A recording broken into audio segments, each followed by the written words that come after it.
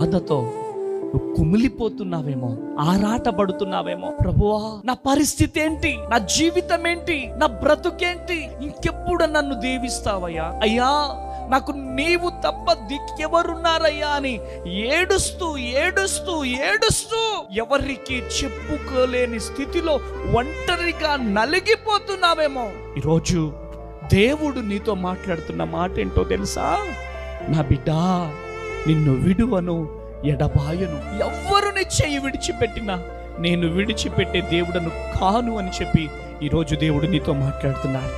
ఈరోజు నీవు గనక ఈ మాట వినగలిగితే, ఎక్కడైతే కన్నీరుగా అరుస్తున్నావో అక్కడే నీ కన్నీళ్లు తుడుచుకొని, అయ్యా నాతో మాట్లాడినందుకు వందనాలు, అయ్యా నన్ను ధైర్యపరిచినందుకు వందనాలు, ఈ మాటలు పట్టుకొని నేను నిలబడతానయ్యా అని గనక నిలబడగలిగితే నిన్ను నా దేవుడు నిలబెట్టబోతున్నాడు.